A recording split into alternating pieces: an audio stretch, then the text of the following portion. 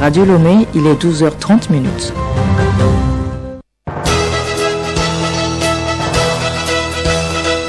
Le journal Geneviève Bognon.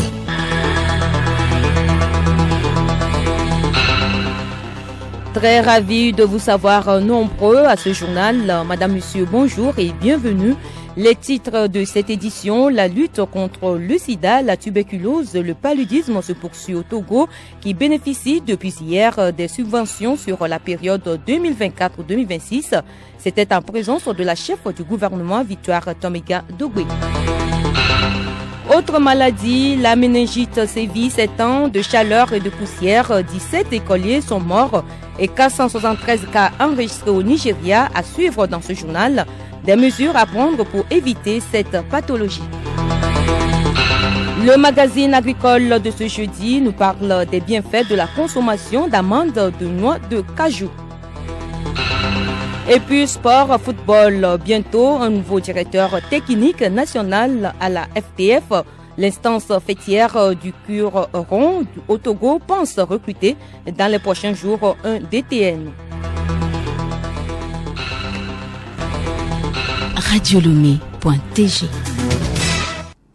Bienvenue à tous. Lutte contre le sida, la tuberculose, le paludisme au Togo. Le pays bénéficie du financement du Fonds mondial pour arriver à bout à ces maladies. Le lancement des subventions du 7e cycle s'est déroulé hier à Lomé. C'était en présence du Premier ministre Victoire Toméga Dogbe. Compte rendu Abiré Lemon. C'est plus de 86 milliards de francs CFA qui sont mobilisés pour accompagner le Togo dans la lutte contre le sida, la tuberculose et le paludisme. Ces fonds serviront également à renforcer le système de santé. Dr Kossi Dodro, coordonnateur à l'unité de gestion des projets du Fonds mondial de lutte contre le sida, la tuberculose et le paludisme. Depuis le 1er janvier 2024, nous avons démarré la mise en œuvre des subventions du 7e cycle. Cette mise en œuvre a fait suite à un long processus d'élaboration qui a été lancé par le CCM, qui est l'instance nationale de coordination des subventions du Fonds mondial.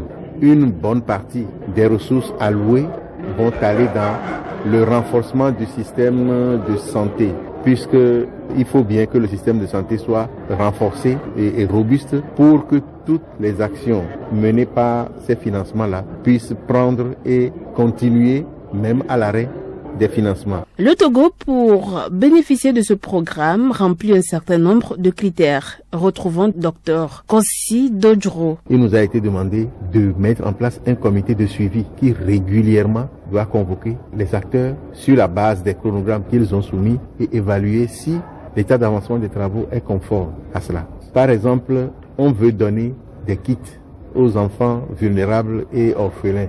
Aujourd'hui, on ne connaît pas ces enfants-là. Donc, il nous est demandé qu'on puisse élaborer des critères qui permettent d'identifier les enfants éligibles à ces kits. On doit également donner la composition des kits et on doit définir les modalités d'attribution des kits. C'est des exigences, c'est des préalables. Madame le Premier ministre Victoire Toméga Dogbe, présente à ce lancement, a sollicité la synergie de toutes les parties prenantes pour des résultats satisfaisants. J'exhorte toutes les parties prenantes à renforcer encore plus la synergie de travail pour garantir le succès des actions. Les progrès résulteront d'une bonne collaboration entre le gouvernement, les organismes de la société civile et les partenaires du Fonds mondial. Et ceci contribuera à l'amélioration de la santé et du bien-être de millions de Togolaises et de Togolais. Le Fonds mondial a permis de réduire le nombre de décès annuels dans le monde dus au sida, à la tuberculose et au paludisme depuis sa création en 2002. Parlons toujours santé. Au moins 17 écoliers de 5 écoles ont trouvé la mort à la suite d'une épidémie de méningite dans l'état de Yobe, au nord du Nigeria. Des élèves d'école primaire se trouvent parmi les victimes, selon le commissaire d'État à l'éducation, Mohamed Sani Idriss. Il ajoute qu'un total de 473 cas suspects a été enregistré à ce jour et que la saison sèche pourrait augmenter le risque d'infection, surtout en cas de surpeuplement et de mauvaise ventilation.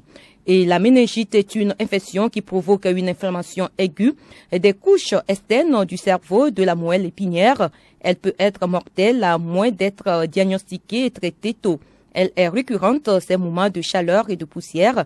Des précautions à prendre pour prévenir la maladie dans ce dossier de Florent Abi présenté par Raoul Tetounyaki. Plusieurs mesures sont envisagées en cas d'épidémie, à savoir se laver fréquemment les mains, porter un masque, ne pas partager les aliments, boissons, brosses à dents, cigarettes et rouge à lèvres. Dans les lieux publics comme les écoles, laver régulièrement les surfaces communes, surtout les salles de toilette, avec une solution d'eau de javel. Adopter un mode de vie sain afin de ne pas affaiblir le système immunitaire. Il est important de consulter un médecin lorsqu'on constate les premiers signes de la maladie, tels que les douleurs articulaires et musculaires, la respiration plus rapide qu'à l'ordinaire, la diarrhée et l'éruption cutanée violacée ou rouge.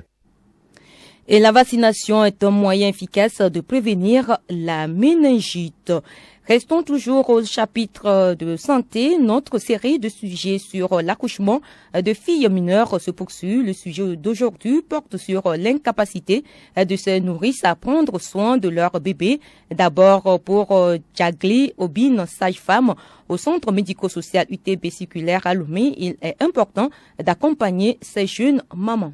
La plupart des mineurs qui viennent ici, pratiquement, c'est celles qui vont à l'école. Quand on leur demande, après l'accouchement, qu'est-ce que tu vas faire? Tu vas rester à la maison avec l'enfant ou bien tu vas continuer l'école? D'autres disent qu'elles vont continuer l'école, d'autres disent qu'elles vont apprendre un métier et autres. Mais je pense que c'est les parents qui les aident plutôt à prendre soin de leur enfant parce qu'elles n'ont pas la mentalité pour dire que l'enfant a ci, l'enfant a ça, je dois faire ci, je dois faire ça. Donc, c'est aux parents qui font la plus grande partie du travail.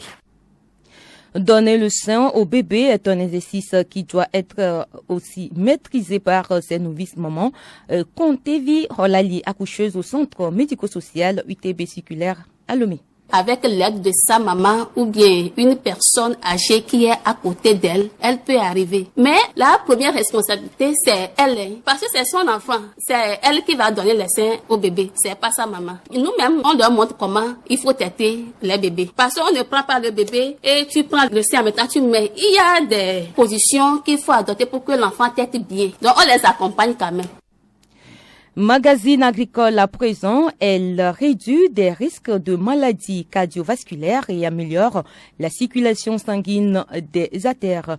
Il s'agit de l'amande de la noix de cajou. Magazine agricole de ce jeudi aborde les bienfaits de la consommation de la noix de cajou Odette Pire. Les bienfaits de l'amande sont en effet nombreux. La consommation d'amande est particulièrement efficace pour réduire le risque de maladies cardiaques. En effet, les fruits à coque contiennent de nombreux nutriments, à savoir des acides gras insaturés, des protéines, des vitamines ou encore des minéraux, des substances qui améliorent la santé des vaisseaux sanguins et la fonction artérielle cardiovasculaire. Takma Matilou, transformateur de la noix de cajou, explique. Pour les bienfaits, elles contiennent premièrement les protéines, les graisses insaturées, les glucides, les fibres, les fer, le magnésium, les zinc, le cuivre, les vitamines, notamment B9, vitamine E, vitamine K, D. La consommation des amandes torréfiées de la noix de cajou aiderait à protéger contre le rétrécissement des artères. Sa consommation aide aussi à vivre longtemps. Donc ça aide aussi à réduire les risques des maladies cardiaques et accidents vasculaires cérébraux. Il y a aussi les symptômes de l'arthrose. Ça aide à réduire les symptômes de l'arthrose. Également à gérer les symptômes de calite. La perte de poids peut aider à gérer la glycémie, à prévenir la perte de mémoire. Sur le plan nutritionnel, les noix de cajou sont une source de protéines et de graisses insaturées. La consommation d'amandes sera aussi utile pour prendre soin du foie, car le magnésium lutte efficacement contre les surcharges graisseuses qui peuvent encombrer le foie. À jeudi prochain. Le journal Geneviève Bonny. Actualité internationale au Sénégal, la loi d'amnistie a été adoptée en Conseil des ministres hier soir. Elle a été proposée lundi dernier lors de l'ouverture du dialogue national initié par le président Macky Sall pour tenter de trouver une sortie de crise que traverse le pays depuis l'annonce du report de l'élection présidentielle par le chef de l'État. En Mauritanie, un accord financier a été signé hier entre l'agence coréenne de coopération internationale et l'agence des Nations Unies pour les réfugiés pour faire face aux arrivées de réfugiés qui se multiplient depuis la reprise des conflits dans le nord du Mali. La nomination lundi par le département d'État américain de Tom Pierullo pour occuper le poste d'envoyé spécial au Soudan fait débat. Ancien diplomate dans les Grands Lacs et notamment en République démocratique du Congo, il doit appuyer les efforts américains pour mettre fin à la crise, aider à faire cesser les combats et à assurer un accès humanitaire sans entrave. Mais pour des élus républicains, cette décision n'est pas assez forte et intervient trop tard. La haute juridiction américaine a annoncé hier qu'elle acceptait de se saisir de la question de l'immunité pénale de Donald Trump en tant qu'ancien président. Les débats auront lieu la semaine du 22 avril prochain.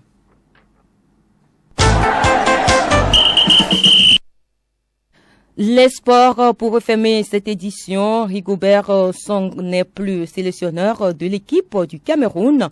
La fédération a décidé de ne pas prolonger son contrat au Togo. La FTF envisage recruter un directeur technique national, Edo Assignon. Le comité exécutif de la Fédération togolaise de football a validé la semaine dernière, lors de sa première réunion après l'élection du 3 février, les critères de sélection pour le recrutement d'un nouveau directeur technique national. À ce titre, un appel à candidature sera lancé selon une procédure transparente et dans le respect des règles de la concurrence. Cet appel à candidature est ouvert à tous les techniciens togolais et subsidiairement étrangers dont les qualifications et compétences sont avérées. Le directeur technique national a pour mission de coordonner l'action du personnel technique de la direction technique nationale. Il contribue à la définition de la politique fédérale, en assure l'application et évalue les résultats.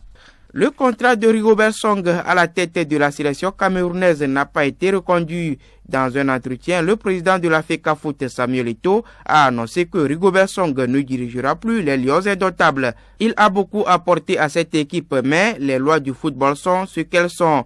On n'a pas atteint nos objectifs et le comité exécutif et moi-même ne prévoyons pas de reconduire le contrat, s'est justifié Samuel Eto'o. En 2 ans, Rigobert Song n'a remporté que 6 rencontres sur les 23 disputées, 9 défaites et 8 matchs nuls. L'éclaircie de son passage restera cette victoire 1-0 face au Brésil à Coupe du Monde 2022 qui n'avait pas pour autant permis aux Lions indomptables d'atteindre la phase à élimination directe. Pour certains Camerounais, le bilan de Rigobert Song en tant que sélectionneur n'est pas brillant, mais il mérite tout de même du respect. D'autres estiment que Song n'est pas le principal responsable des performances décevantes des Lions indomptables à la Coupe d'Afrique des Nations et à la Coupe du Monde. Tennis, après la Coupe Davis, la Fédération togolaise de la discipline accueille du 28 février au 9 mars le championnat d'Afrique ITF 4 des jeunes de 14 ans et moins. L'objectif est de pouvoir détecter ceux qui ont progressé pour les voir ensuite participer à l'étape suivante. Pour ce tournoi, le Togo présente 4 garçons et 6 filles de moins de 14 ans. Les hostilités commencent véritablement le 4 mars prochain.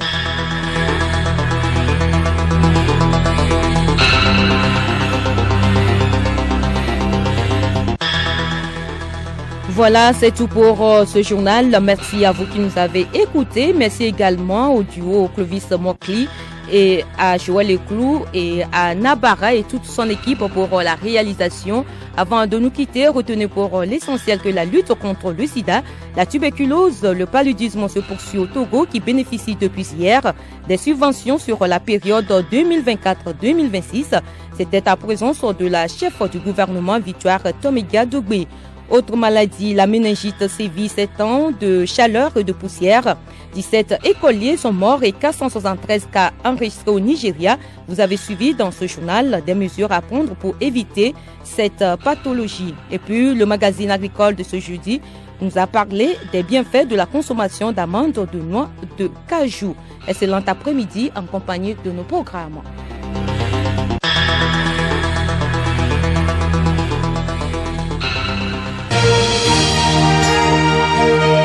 Radio Lomé, boîte postale 434, email radiolomé@radiolomé.tg. radiolomé.tg